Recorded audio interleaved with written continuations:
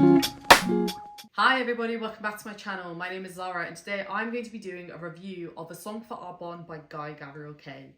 This is one of the most incredible books I have ever read.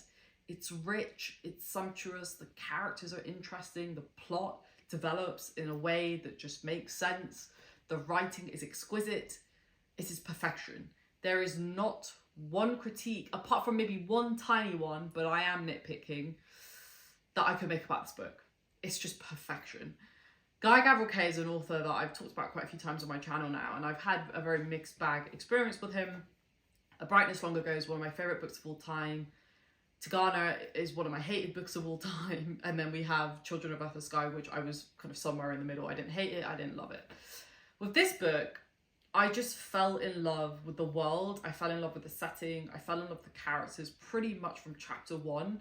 And it sucked me in a way that I did not expect. And I'm going to try and convince you now over the next however many minutes this review takes me to film as to why you should read it. Where is this book set? What is this book about? This book is based on Troubadour culture in Provence during the Middle Ages. So it's kind of like medieval in setting, and the names and the locations are all very much French inspired.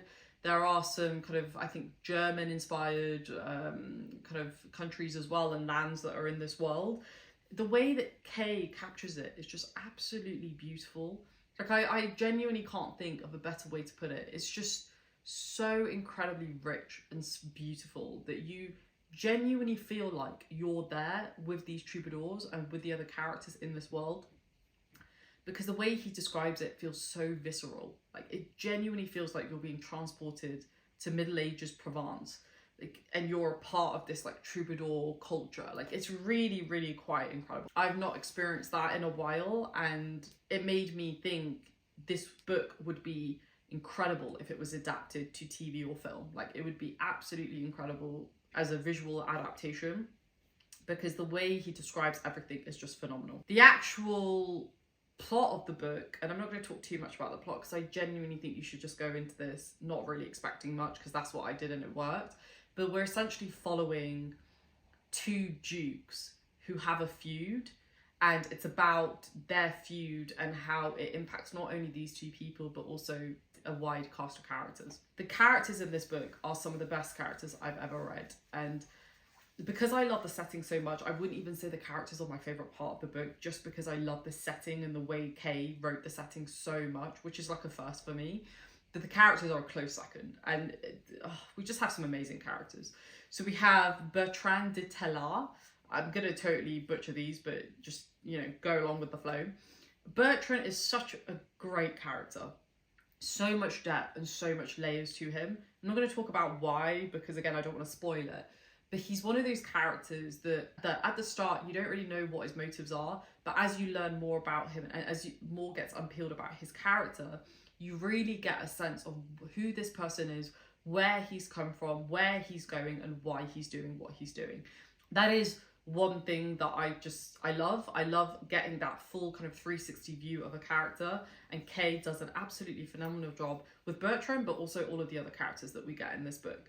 The next character that we have is Ert de Miraval. Miraval we don't get as much time with, but he's again another character that by the end of the book you get a sense of why this person is the way that he is and why he's motivated the way that he is. And that's what you want.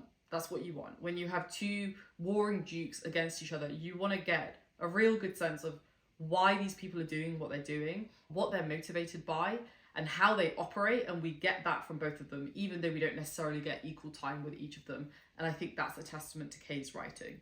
The main character that we follow is a man who goes by the name of Blaise, and Blaise is a really, really, really well-written character. He comes from a different land, a different empire called Gorhold. I think they might have been based on like Germany. I don't know, I could be wrong. But given the way that some of the names are, it made me think of that. Blaise is such an interesting character to view this world through, because he's not a person of that land. He's also not a troubadour, and he doesn't really know much about troubadour culture. And where he comes from, women are very much as second-class citizens. They're very much treated as objects and not as human beings. And so it's really interesting to see his perception of this alternative Provence, where women very much have a seat at the table and are very much rulers in their own right. And I really loved getting his reflections on that at the start, when he's this very ignorant, very narrow-minded individual, to where he ends up at the end of the book, where he's a lot more accepting, but not because he's, you know, been persuaded to, but because he sees the actual value of having a society run in that way. And I really loved that. I've talked about this before. I love seeing a character who is from one part of the world go to a new place, and they kind of get humbled by that experience, and we see Blaise go through that, and I just loved it. I thought it was so well captured. I loved getting his kind of inner monologue. I love seeing him interact with the other characters, and I love seeing him grow as a result of those interactions. It was super, super satisfying. It's probably one of the best character arcs I've read in a while. I don't say that lightly. Just where he is from the start and where he ends up, it makes sense. It feels authentic, and I loved it. Absolutely loved it. The female characters were absolutely phenomenally written, which is a gripe that I've had with some of Kay's previous books, especially Tigana, where I think the women were written pretty poorly in my opinion. But he really, really does justice to the female characters in this book. My favourite one, her name has literally just gone out of my head, but it's Blaise's sister-in-law. Absolutely phenomenal character.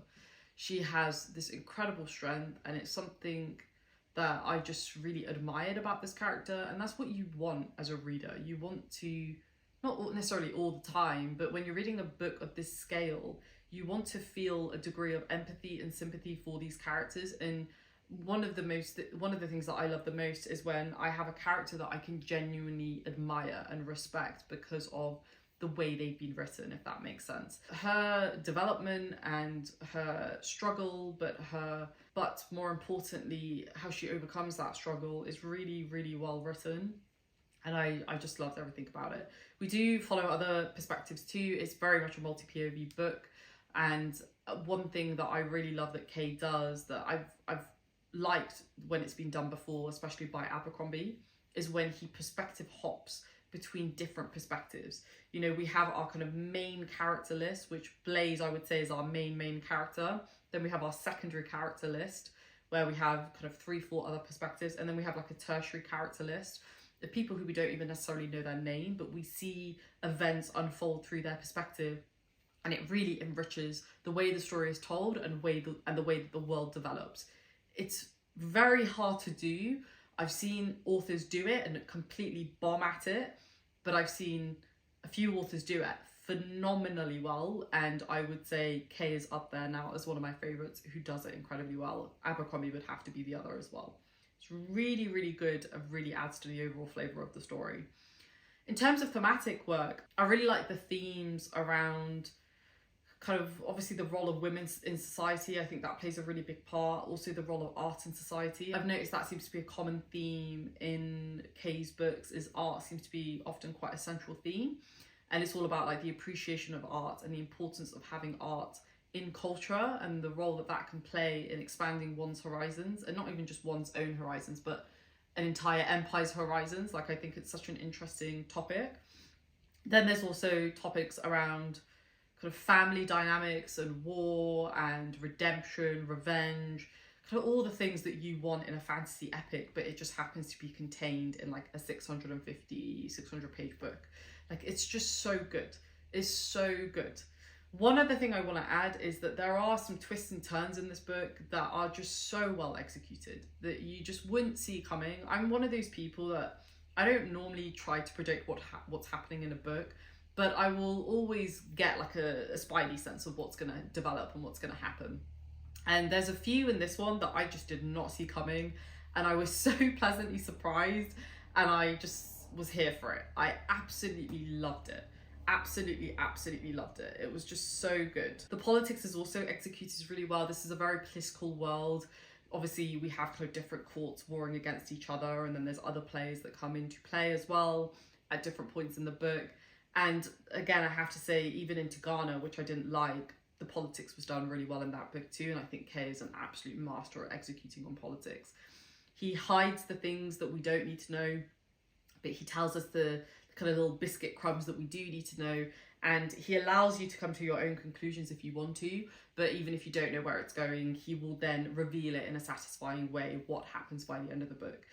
There's just something about his writing. You can tell he writes very intentionally. I'm very curious about how he plots his books, because I feel like he's one of those people that probably plots out kind of everything on like a massive whiteboard and has every little bit kind of pointing to each other, because that's how it reads. It reads like a puzzle in the sense that at the start, you have all these different fragments that are just, it's not very clear where they're going to go. But by the end of the book, you have this complete thing that is just so well done and so well executed overall. Just love it. This review is a little bit distorted, but I decided to do this review not as structured as I normally do it, because when I really find a book that I love, I want to just speak from the heart. And that's exactly what I'm doing. I don't have any notes, and that's probably why I've forgotten like a certain character's name. I'd actually remember the name of the female character's name. It's Rosal. Absolutely phenomenal character. But that's, you know, I'm trying to kind of speak as though I was speaking to a friend, because this is one of those books that I just genuinely believe it's changed my perception on good writing. It's really changed what I expect from an epic fantasy now.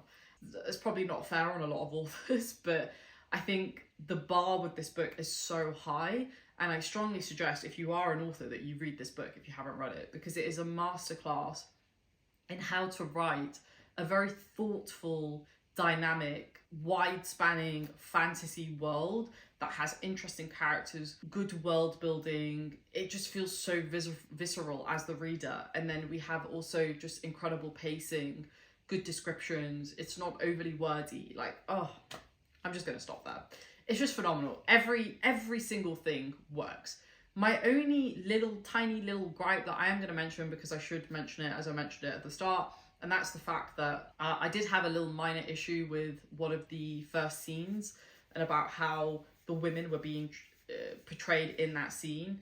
I have had an issue with this previously in two of Guy Gavril's other books, where the women they're just not well developed, you know, they're just there as an object. And I think in this case it was actually intentional, because of the fact that he wants to show the dichotomy between this empire and this empire, and how these two empires treat and empower, or maybe not empower, women. So by the time that I got kind of a bit way through the book, I understood that, and it was less of an issue. Just be aware that there are some pretty graphic scenes in this book, and you can see them coming though, so if you want to skip it, you can skip it. It's not the darkest book in the world, but it's not supposed to be. I think it's one of those books that is got a bunch of characters who are very morally grey, but yet you're rooting for them because there are some good parts to these people, whilst there are also some bad parts, but you're potentially willing to overlook because the good overrules the bad. So that was my only little issue, but like I said, I overcame it because I kind of understood that there was a point to it, as opposed to maybe in some of those other books where there wasn't a point to it. So I naturally gave this book 5 stars. In terms of where this ranks of my experience with other Guy Gavriel books, it's got to be my first one, even more than A Brightness Long Ago, which I still love and still is one of my favourite books, but this is without a doubt, it has become one of my favourite books of all time. I want someone to do a special edition of it. I want to reread it. It's one of those books that is just entirely magical and transports you to a time and a place that we've never lived in, and it's just truly, truly phenomenal. Go and read it. If I haven't convinced you, I don't know what I could possibly say to convince you. Everything is perfection. Truly, everything is perfection. Let me know down below if you have read it. I want to give a shout out to Benghis Khan, Christopher Navo, and Talking Story, because I buddy read this book with them. We weren't all necessarily reading it at the same time because we all had different schedules and stuff like that, but we had a Discord chat, and it was really nice to to share each other's theories, observations, and also what we liked about the book. It was really nice to read it along with them, and I think this is the sort of book that really warrants that, because there's so much happening and it's just such a beautiful book, so why would you not want to discuss it as you're reading it?